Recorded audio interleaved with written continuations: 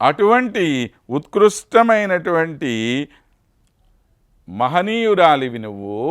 రాక్షస స్త్రీల యొక్క అపరాధాలని క్షమించటానికి ఎక్కడ పుట్టావు? సాక్షాత్తు భూదేవి యొక్క కుమార్తెగా పుట్టావు. భూదేవి గుణమేమిటి? క్షమాగుణం యొక్క పరాకాష్ఠ భూదేవి. ఆమెకున్నటువంటి ఓర్పు ఇంకెవరికీ ఉండదు. ఎన్ని రకాలుగా ఆ భూమిని మనం హింసిస్తూ ఉంటాం, దాన్ని తవ్వుతాము, గుంటలు చేసి పడేస్తాము. ఎవడన్నా వచ్చి మన ఒంటి మీద అట్లా తవ్వితే మనకు ఎలా ఉంటుందండి? మనం ఏనాడన్నా ఆలోచించామా ఆ తల్లిని ఇలా తవ్వేస్తున్నామే అని చెప్పి?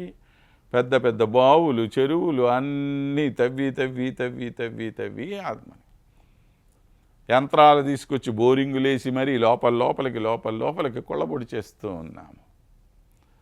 ఇక ఎక్కడ లేనటువంటి నీచత్వం అంతా కూడాను ఆ భూమి మీదే, మలం మూత్రం అన్నీ కూడా ఆ భూమి మీదే విసర్జించేస్తున్నాము.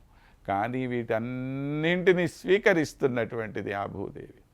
అంతకన్నా క్షమాగుణం ఇంకెవరి దగ్గర ఉంటుంది?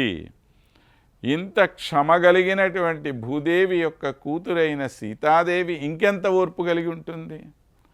సాధారణంగా చెప్తూ ఉంటాం కదా, తల్లి గుణాలు తండ్రి కూతురికి సంక్రమిస్తాయి, బిడ్డలకు సంక్రమిస్తాయి అని చెప్పి అంటాం కదా. అదే జీన్స్ అండి వీళ్ళది కూడా అంటూనే ఉంటాం కదా మనము. కాబట్టి ఆ విధమైనటువంటి జీన్స్ ఇక్కడ అమ్మవారికి లభ్యమైనవి. అదే లక్షణాలున్నటువంటి ఆ సీతాదేవి ఈ భూలోకంలో ఆవిర్భవించింది.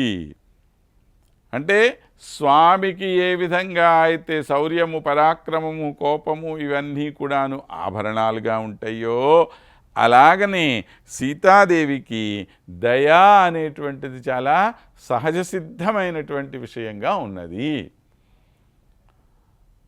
చాలా సహజ సిద్ధంగా దయగలిగి ఉన్నటువంటి తల్లి ఈమె.